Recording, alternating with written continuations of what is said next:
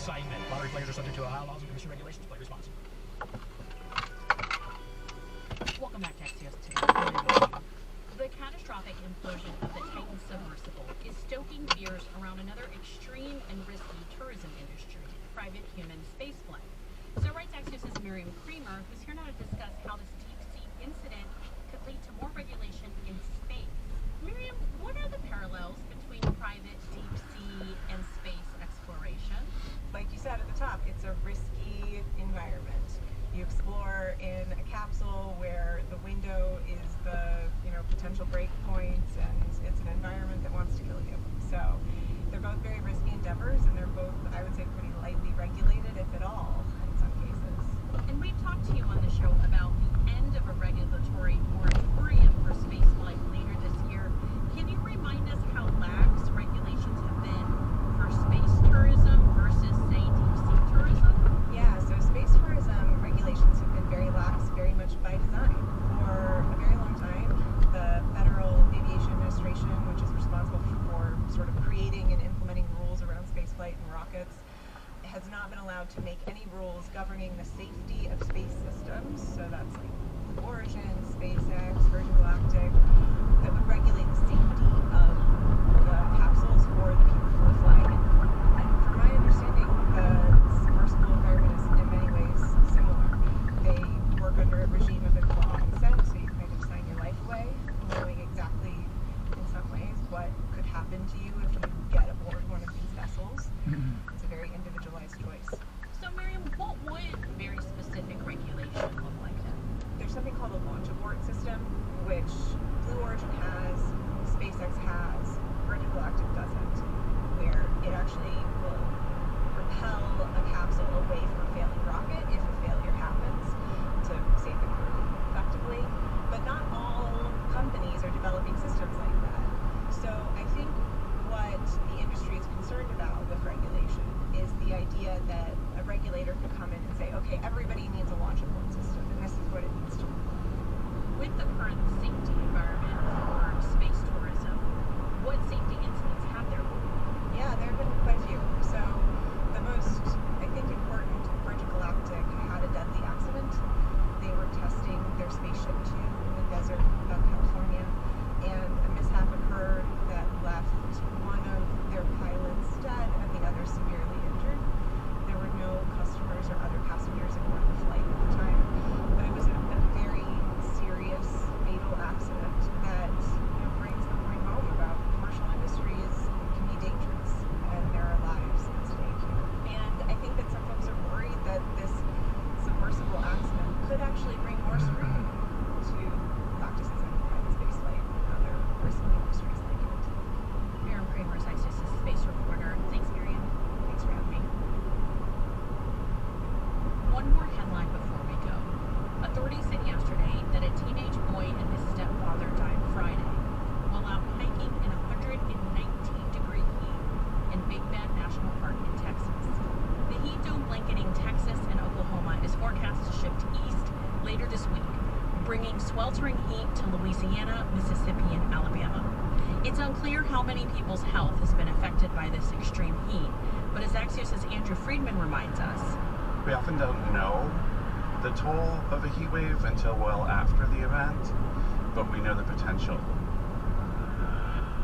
I'm Naila Boodoo. Thanks for listening. Stay safe, and we'll see you back here tomorrow morning. Hey everyone, it's Delia. And you all know I love uncovering the truth. But I often encounter people that would rather the stories I investigate not be shared. And this is true for all kinds of stories, whether it's about an interracial relationship that a major organization tried to stop, or a renowned doctor providing drugs to underage individuals. Someone, for some reason, may stop the story from being published, and those stories are killed.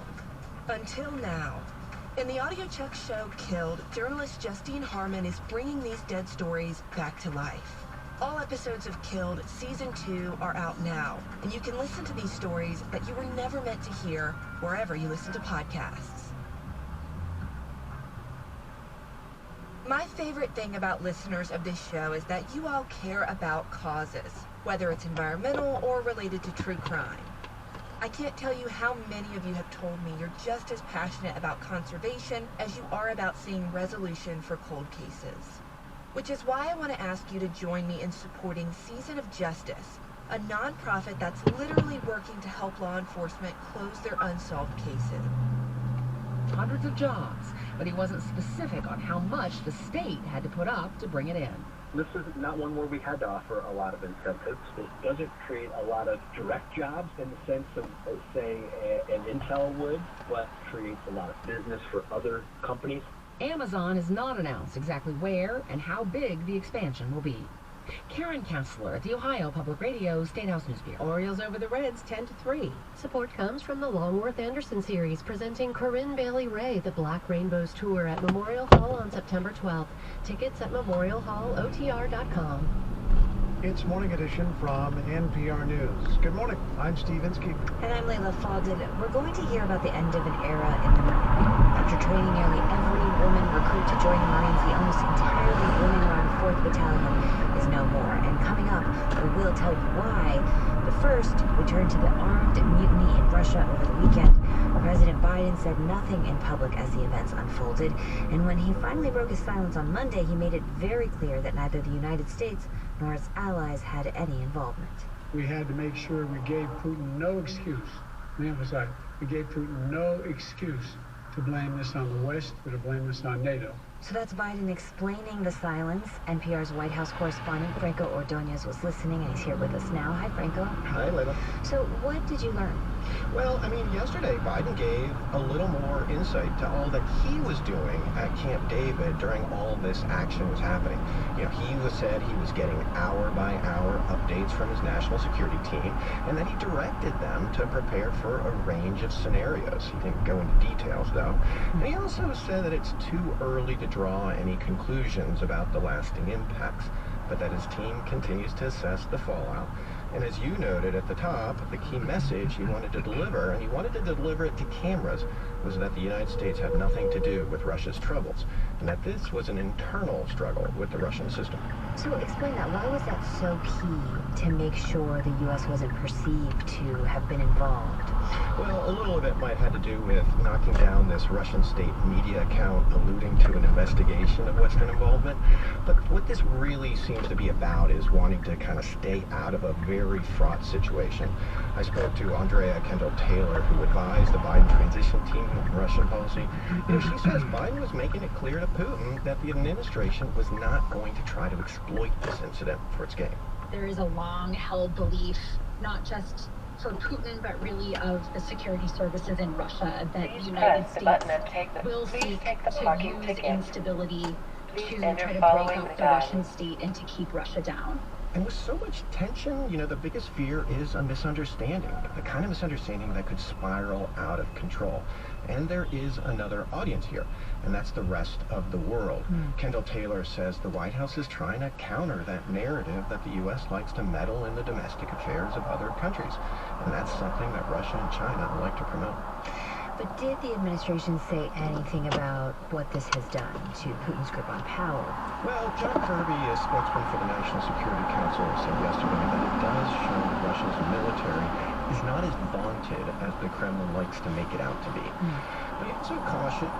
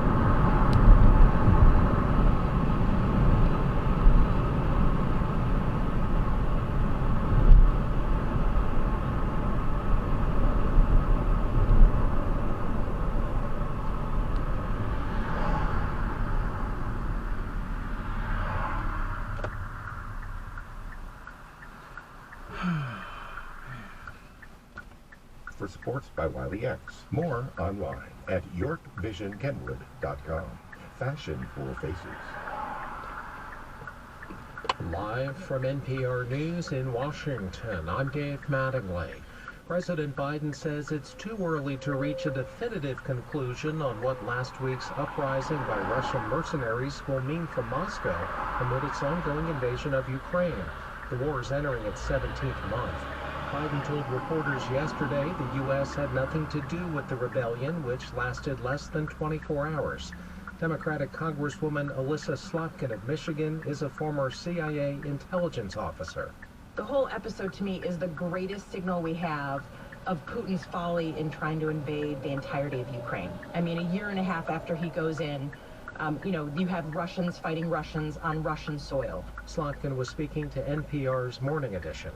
Crews in Montana are still working to remove more than a half dozen rail cars from the Yellowstone River. They ended up in the water when a train bridge gave way over the weekend about 40 miles west of Billings. Some of the rail cars contain hot asphalt, others contain molten sulfur.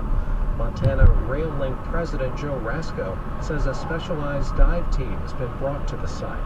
They're going to help us not only assess what's in the river, but also help us secure the cars for removal from the river. Montana's Department of Environmental Quality says preliminary tests show there's been no threat to public drinking water.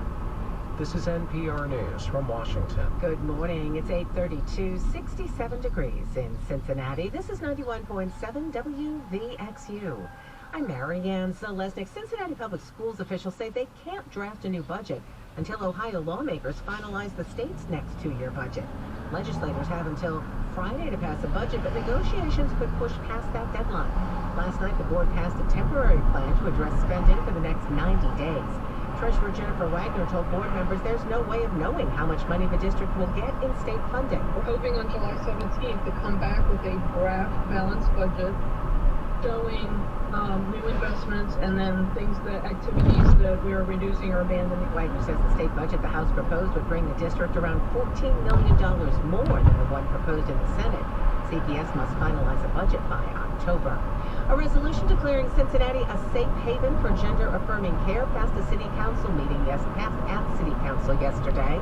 It urges city administration to adopt policies supporting that declaration, like not prioritizing prosecution of people who break laws related to gender-affirming health care. Councilmember Reggie Harris authored the resolution. He points out some states have criminalized traveling to another state for such care. The city will look to all of its legal processes and policies to make sure that we are not wasting taxpayer resources on prosecuting anyone traveling for gender-affirming health care, and that we will just continue to the full extent within our permissible jurisdiction, right, to be affirming and inclusive. Ohio lawmakers are considering a bill known as the SAFE Act. It bans hormone therapy, puberty blockers, and gender reassignment surgery for children. The bill's passed the House, but has not yet been considered in the Senate. The federal government sending more than $1 billion to Kentucky to expand high-speed internet access. Governor Beshear announced the grant yesterday. It's part of the bipartisan infrastructure law Congress passed in 2021. In a video posted to social media, Beshear said the grant will be the largest broadband access investment in state history. This is our best chance to get high-speed internet to every home and every business, and today, one of the biggest grants we have ever seen. It is truly exciting. Funding priority will go to areas of the state that don't have internet speeds above 25 megabits per second. Orioles over the Reds 10-3. The Reds have lost 3 in a row following a 12-game winning streak. It's 67 degrees in Cincinnati at 8:34. Support for NPR comes from this station and from your part-time controller, specializing in nonprofit accounting. Your part-time controller helps nonprofit organizations with their accounting needs, remotely or in person. More at yourparttimecontroller.com. From Indeed. Indeed is committed to helping businesses of any size attract, interview, and hire candidates all in one place. More at Indeed.com/NPR. And from the sustaining members of this NPR station. It's Morning Edition from NPR News. I'm Steve Inskeep. And I'm Layla Faldon. Western Native American tribes are in court today in Southern California trying to stop construction on a would-be lithium mine.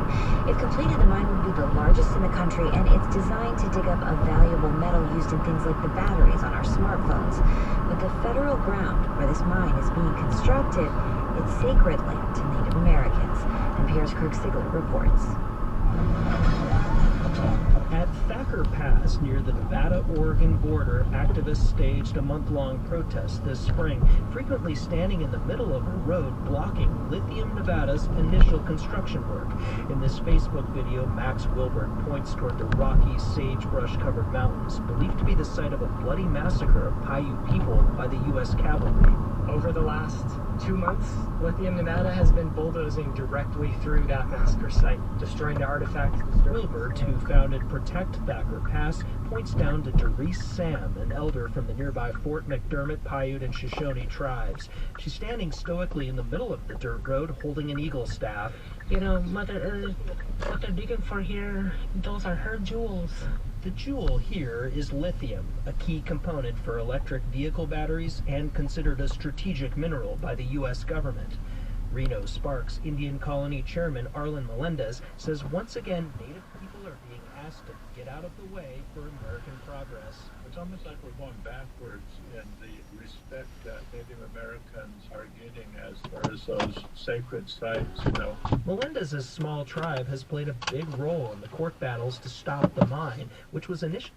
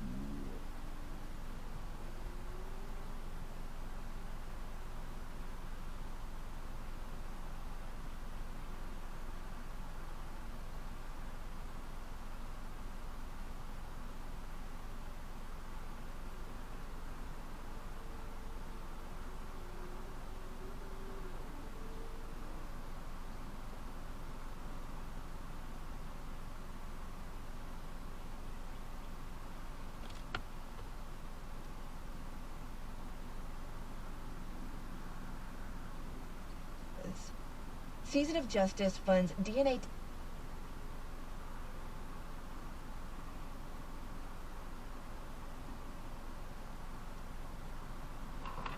Hey, it's A. Martinez here to tell you about NPR Plus. NPR Plus gives you access to sponsor-free versions of your favorite NPR podcasts, such as Up First, and even special bonus episodes from shows such as Fresh Air and Planet Money. And the best part? It all supports public media. Learn more at plus.npr.org. That's plus.npr.org.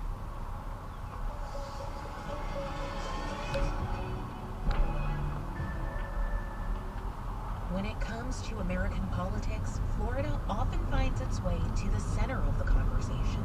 Former President Donald Trump is in federal custody. The Walt Disney Company has filed a First Amendment lawsuit against Florida Governor Ron DeSantis. A day without immigrants in protest over Florida's new immigration law. Home to former President Donald Trump, Florida is also home to his toughest opponent in the crowded 2024 Republican primary race, the state's governor, Ron DeSantis. He's taken center stage in some of the most contentious fights in the country's culture wars, like gender-affirming care. A woman should not be in a locker room having to worry about someone from the opposite sex being in their locker room. Immigration. Florida Governor Ron DeSantis' office telling us that the Florida legislature funded $12 million to transport undocumented immigrants out of their states to states they deem sanctuary. Look, censorship in public schools. A Florida school district has pulled 176 books from its libraries. Right now, Florida ranks second among states with the most book bans, and some believe that could grow. There's a history of Florida making political headlines, not just for the debates, but for decisive political moments. Remember the recounts? It wouldn't be a major election here in the state of Florida without last-second drama, razor-thin margins. Get ready for it, a recount. One in 2018 that left a Senate seat hanging in the balance, and famously before that, the year 2000. The nation awaits the Florida recount. If the count stands, Bush wins the Electoral College. That recount was never completed. It was halted by the Supreme Court, writing American history in the process and effectively declaring George Bush the 43rd president of the United States. Consider this: Florida's place in the political spotlight isn't a fluke. We'll explain why after the break. From NPR, I'm Lana Summers. It's Tuesday, June 27th. This message comes from NPR sponsor Boohoo, with a psychology-based approach to managing your weight for the long term. They'll give you the knowledge and wisdom you need to make informed choices about what you eat. Sign up for your trial today at Noom.com. This episode is brought to you by Carvana. Carvana is in the business of driving you happy. With the widest selection of used cars under $20,000, you're bound to find a car that'll put a smile on your face. Visit Carvana.com or download the app. Availability may vary by market.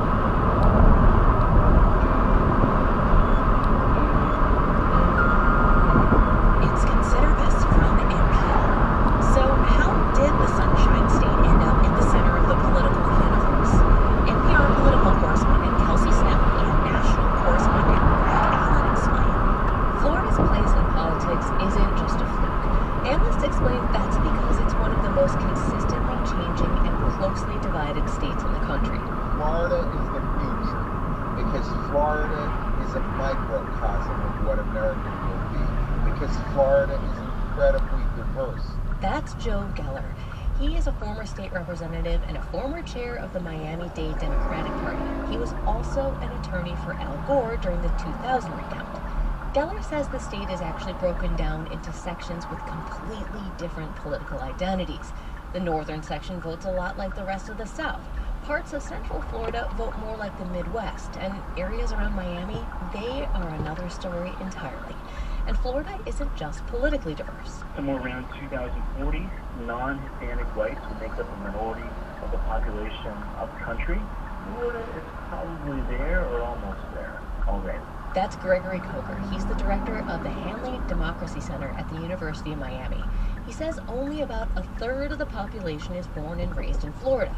The rest of the state keeps changing. And there's representation. A lot of people come here to retire and pass away and then come up. And so voters elect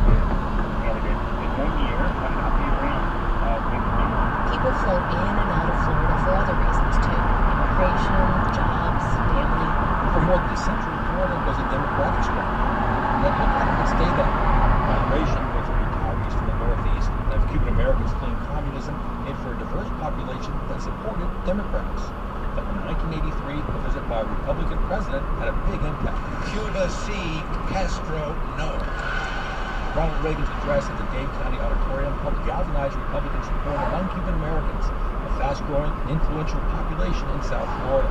Democrats have made inroads over the decades, but Cuban American support helped Donald Trump carry Miami-Dade County in 2020 and win Florida while losing nationally. 2 years later, Governor Ron DeSantis resoundingly won his re-election bid by the largest margin of any Republican since Reconstruction. It's part of a political shift in Florida that's reflected in voter registration figures. 5 years ago, there were 250,000 more registered Democrats than Republicans in the state. The head of Florida's Republican Party, Christian Ziegler, says that's no longer the case. We now have almost 500,000 more Republicans than Democrats, so it's really been a 750,000 voter registration swing towards the Republicans. The shift to the Republican Party has been reflected in recent elections. The governor's mansion, both chambers of the legislature, both U.S. Senate seats, and every position elected statewide in Florida are now controlled by Republicans. It's a trend that once again has been fueled by migration, this time not from Cuba, but from the U.S. And hello, Florida. Hello, Florida. It's great to be with you and back at the Villages. I like the Villages. The Village is just one of a host of developments in central and southwest Florida that have attracted retirees, many from Ohio, Michigan, and other states in the upper Midwest. Matthew Isbell is a data consultant who analyzes voting trends for Democrats. Back in the old days of Florida, those communities used to be very Democratic because they were more Jewish retirees from certain parts of the country, and now we have retirees that are more just conservative Protestants or Catholics. Democrats also lost ground because of COVID, and they don't dispute that.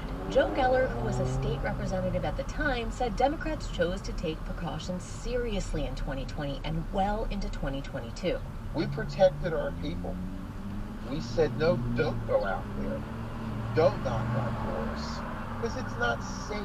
Democrats and Republicans agreed that those choices gave Republicans an edge. Did it hurt us electorally? Did it hurt our voter registration numbers? Absolutely. Geller is unapologetic about that choice, but doing so did give DeSantis an opening to capture the narrative in Florida, and it emboldened Republicans who wanted to make the state a haven for rejecting COVID restrictions and embracing increasingly hard-line conservative policies. With their dominance in Florida, Republicans now have a big advantage over Democrats in political fundraising. They've used their majorities to draw legislative and congressional districts favorable to Republicans, and the majorities have gotten bigger. State Party Chair Christian Ziegler says the state has become a model for Republicans nationwide. I mean, if Florida could go from a president winning by a couple hundred votes to 20 years later just crushing the Democrat Party and becoming a hard right state, if we can do that in Florida, why can't other states do it? For Democrats nationally, the only good thing about what's happened in Florida is that they don't need the state to win the presidency. Democratic strategist Steve Shale says that's not the case for Republicans. The last Republican to win the White House without winning Florida was Calvin Coolidge in 1924. And their electoral map requires going through Florida. Shale says the challenge he and other Democrats will have in 2024 is convincing big donors in the National Party not to give up on Florida. If you don't invest here, you're essentially giving whoever the Republican nominee is $200 million to go spend wherever else they want. And to me, that doesn't feel like a very strong chess move. After his big re-election win, Governor DeSantis doubled down on policies that appeal to social conservatives. He signed laws limiting how race, sexual orientation, and gender identity can be discussed in the schools. He's allowed book bans as part of his push for parental rights. He's targeted transgender health care and attacked Disney as a woke corporation. It's all now part of his national presidential campaign, and that's been dubbed Make America Florida. But Gregory Coker from University of Miami says making America into Florida isn't quite as easy as DeSantis says. For the most part, if he wanted to pass, he just had to tell them, hey, I want this passed, and it would happen. Those Republican supermajorities DeSantis has, they don't exist in Congress right now. Plus, many analysts say that the partisan advantage at the state level may not apply when it comes to this next presidential election. Jackie Lee is a consultant for Democrats. She ran President Biden's Florida operation in 2020. The pendulum is going to swing because of the demographics, because of our large independent population here as well. If making America Florida won't work, Democrats are hoping that they can tie the Republican Party's identity entirely to Florida. That could be a huge problem for independent voters like voter. Like that, it just doesn't appeal to me at all. It turns me off. That's why Democrats think they have a chance to really energize voters against those policies DeSantis has passed, regardless of whether he's the Republican nominee. That was NPR's Kelsey Snell and Greg Allen. It's Consider This from NPR. I'm Juana Summers.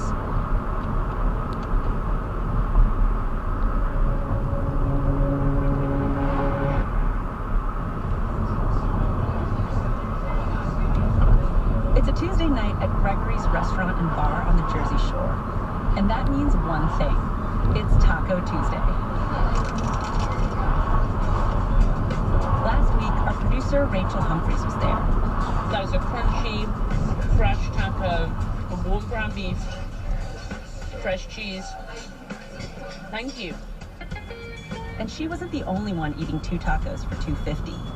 There was Viviani Rapici. They're perfect. You just get mono perfect repeat. They're not like too much. They're just perfect. And Carol Baglio. We come every week. Oh, you come every week. Okay, why do you come every week? Because we love the tacos. And how long have you been coming here for? Well, I guess it's about 2003. That's a long time. Gregory's has been hosting Taco Tuesday since 1979. It's been such a success that the bar's owner trademarked the phrase. His name is Gregory Gregory. I was the first to have it. I mean, most of the people that had Taco Tuesday here never had a taco before in their life. And when they go other places, they don't recognize them. You know what I mean? And I'm proud of that. But now, a major player in the taco industry is coming after Gregory's trademark. Last month, Taco Bell announced they want to, quote, liberate